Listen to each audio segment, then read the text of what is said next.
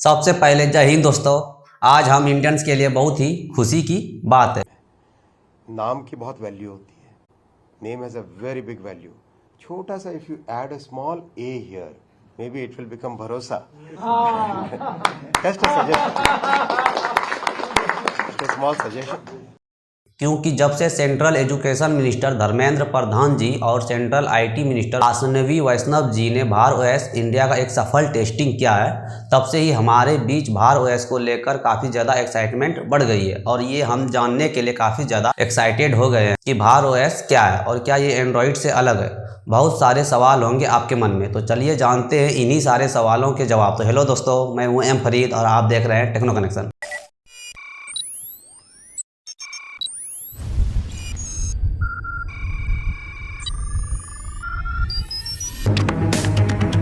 तो सबसे पहले समझते हैं भार ओएस क्या है। तो भार ओएस, जिसे भरोस भी कहा जाता है, एक स्वदेशी यानी कि खुद का मोबाइल ऑपरेटिंग सिस्टम है। भरोस एंड्रॉयड के जैसा ही लिनक्स कर्नेल आधारित ऑपरेटिंग सिस्टम है, लेकिन कुछ डिफरेंसेस है दोनों ओएस में। सबसे पहले समझते हैं लिनक्स कर्नेल क्या है। आपने डेस्कटॉप कंप्यूटर को तो देखा होगा, जिसमें काफ़ी सारे हार्डवेयर कंपोनेंट लगे होते हैं, जैसे कि रैम, प्रोसेसर, जीपीयू और भी बहुत सारे कंपोनेंट होते हैं। उसी तरह मोबाइल के अंदर भी बिल्कुल उसी तरह के हार्डवेयर होते हैं। इन सभी हार्डवेयर को इम्प्लीमेंट करने के लिए हमें एक ऐसे रिसोर्सेस या एप्लीकेशन की ज़रूरत पड़ती है जो सभी चीज़ों को सही ढंग से काम करने दे और यूजर्स, सॉफ्टवेयर और हार्डवेयर के बीच एक ब्रिज बना दे। अब वापस आते हैं अपने पॉइंट पे। तो भरोस एंड्रॉयड के विपरीत ये किसी भी ऐप के साथ पहले से ही लोड नहीं होता है, जिससे यूजर्स को अपनी पसंद की ऐप को चुनने और डाउनलोड करने की फ्रीडम मिलती है। या यूँ कहें, यूजर्स अपने हिसाब से ऐप्स को चुनने और उपयोग करने के लिए अधिक फ्रीडम, कंट्रोल और फ्लेक्सिबिलिटी मिलती है।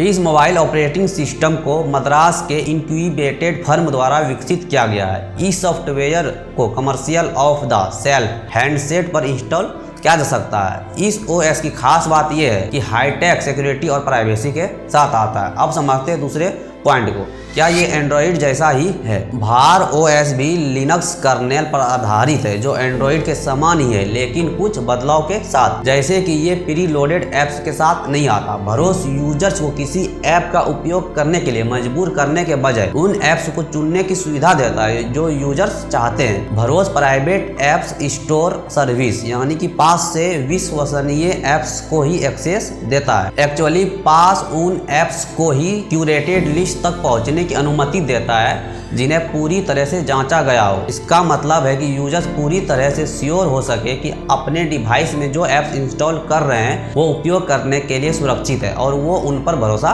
कर सकते हैं। अब समझते हैं नेक्स्ट पॉइंट को। तो भरोस क्या पहला भारतीय मोबाइल ओएस है? सच कहूँ तो ऐसा नहीं है। इलेक्ट्रॉनिक्स और आईटी मिनिस्ट्री के तहत भारत सरकार की इकाई centre for development of advances computing CDAC ने 2007 में माइक्रोसॉफ्ट विंडोज के विकसित के रूप में Bharat operating system solution boss की शुरुआत की। लिनक्स पर आधारित बॉस का उद्देश्य भारत में खुद का ऑपरेटिंग सिस्टम बनाना था। अनफॉर्चुनेटली ऐसा नहीं हो सका और जल्द ही उसे भुला दिया गया। अब नेक्स्ट पॉइंट समझते हैं, क्या भार ओएस अभी के लिए अवेलेबल है? फिलहाल भरोस की उपलब्धता की जानकारी नहीं है। निर्माताओं का कहना है कि निजता और सुरक्षा की सख्त जरूरतों वाले संगठन जिनके यूजर्स गोपनीय जानकारी संभालते हैं, उनके प्रेजेंट में भरोस की सर्विस प्रदान की जा रही है। तो दोस्तों, ये थी कहानी भरोस ओएस की। दोस्तों, अगर आपको मेरी वीडियो पसंद आती है तो कृपया लाइक करें, सब्सक्राइब करें और हमें ज़्यादा से ज़्यादा सपोर्ट करने के लिए ज़्यादा से ज़्यादा शेयर करें। अब मिलते हैं नेक्स्ट वीडियो में, तब तक के लिए सलाम नमस्ते। आप खुश रहिए, आबाद रहिए और वीडियो को देखते रहिए हंसते हंसते।